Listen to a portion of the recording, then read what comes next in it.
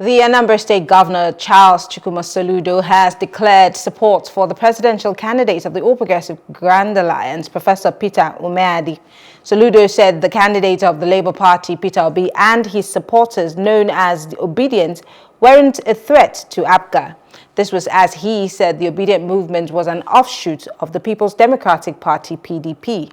Soludo, who believed that the main opposition party was not fair to the southeast by zoning its presidency to the north, said supporting any other party could affect the chances of APGA in 2023's general election. Joining us live to discuss this is Charles Otu.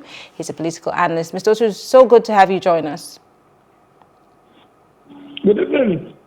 Great. There's so many reactions trailing this, the response, or rather the article of the Anambra State Governor, Charles Soludo, towards the Labour Party candidate. Of course, the basis is that many have said, were hoping that he would be in support of the Labour Party candidate as his predecessor. But then we all know that the All Progressive Grand Alliance were the ones who brought him to the fore, and that's the platform for which he won.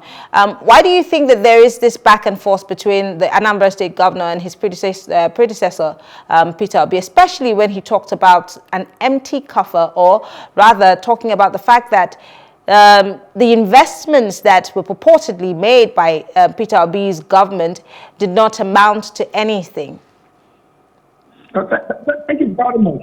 Yeah. You have followed the event in Anambra. This has been the presidential election. You could have understood that the case of Peter Umeadi is just like the case of Jesus and the Barabbas. Or at best, you could say that a king is not honored or loved but in his hometown. If Professor Soludo says and believes rightly that he is supporting his presidential candidate, that is Professor Peter Umeadi, no Nigerian who has followed the events of the APGA presidential candidate will agree with him. We know how the presidential candidate has been doing. We know there have been no open endorsement of Professor Soludo as the governor of Anambra and the only APGA governor of there have been no such public endorsement of Professor Umeadi. It is clear. So back to your question, the issue surrounding the Professor Soludo's decision not to support Peter Umeadi, though it's within his right, is what many will agree. But reading from line, I read the 30 paragraphs line by line, and you could see that facts were rather opposed with emotions and sentiments. What you would describe, what those in a political economy, what a political economy would describe as self-inhibitionism. Self-inhibitionism in the sense that Soludo, just like some other elites of Anambra politics, especially those of the old political steps and others, you will agree that they seem to be on the same page that if it is not a preferred candidate of theirs, it shouldn't be a Peter Umeadi. So if you put all this side by side, you will agree that they are not sticking to issues as it were. Like many Nigerians have raised the concern, like many individuals have come out to say, if you're disputing the investment made by Peter Umeadi in Anambra, why is it taking you this time that Peter Umeadi is forcing the country to raise their land? Why were these alarms not raised around before the 7th of November governorship election in Anambra? But Governor Soludo has just recently been governor. Of course, I mean, I'm not holding brief for him. I'm not a spokesperson for the government, but I'm thinking he's just getting to know his way around that office, and maybe he's just realized that all of these touted investments maybe did not necessarily yield anything, and this is when he's finding his voice. So I don't understand if speaking up now is a problem as opposed to speaking up later. If you juxtapose your question now, rightly side by side with the fact that Soludo has drawn a conclusion already on the PDP candidacy, wherein he is saying that there are only two candidates, presumably or presumably the APGA and the PDP presidential candidates that are in the race for the presidential election. You could conclude that it is not a matter of him not settling down or him not being abreast of the fact, but rather a scenario you may attribute to the same self-individualism I talked about, the same scenario I had described earlier, that it is a case of if it is not me, it shouldn't be any other. It shouldn't be PDP.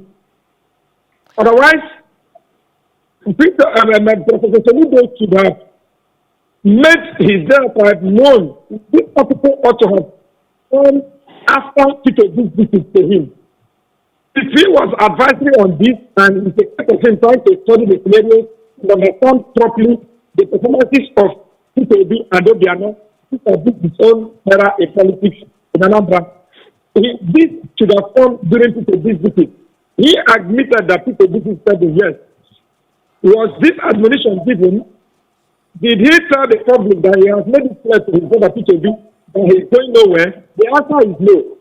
So it is a case of a big gathering momentum across the distance of the federation. Let me begin to put fire in his planners in his work at home, so the people can feel that he's not affected at home. Finally, Mr. Otu, because we don't have time. Finally, looking at the notoriety, I mean, because Peter Obi seems to enjoy some sympathy across the southeast and the south-south. But looking at him side by side with the APGA presidential candidate, knowing that APGA has also been reduced to a one-state political party, even though they do say that they have a national, notoriety.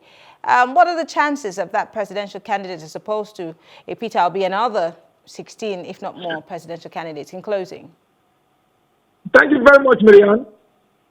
It's a clear case of the candidate of APGA, or the candidate of APGA and the APGA governor, where ordinarily I should have my sympathy, because that is not just the third largest political party, it's the regional party that image is ordinarily looked up to. But if you watch the trend, you would know that obviously, Professor Peter Umeadi, with all due respect, the former PG of Anambra, is not in contention at all for the presidential election. You could decipher that by the fact that there has been no gathering of any kind, even within Anambra State, that you could look at and say, oh, in the national television, this man has taken his state and has given it to the world by virtues of either his manifesto or a video of people giving him that acceptability in Anambra State, his own state. So if you put this side by side, you will know that the only person in contention in the southeast is a PDP, and it runs beyond southeast to even other parts of the country. All right, we have to go. Mr. Charles Otu is a political analyst. Thank you so much. Unfortunately, time is not our friend. Thank you so much for being part of the conversation. And that's the show tonight. We want to say thank you to all of you who joined the conversation. Don't forget that you can watch us on Glow apps and Limex TV. You can stream wherever you are in the world. And if you missed any of our programs, go follow our YouTube pages, PlusTvAfrica and PlusTvAfrica Lifestyle. I am Mary Anacon. We'll be back tomorrow talking for development on the big stories in the political scene in Nigeria. Good evening.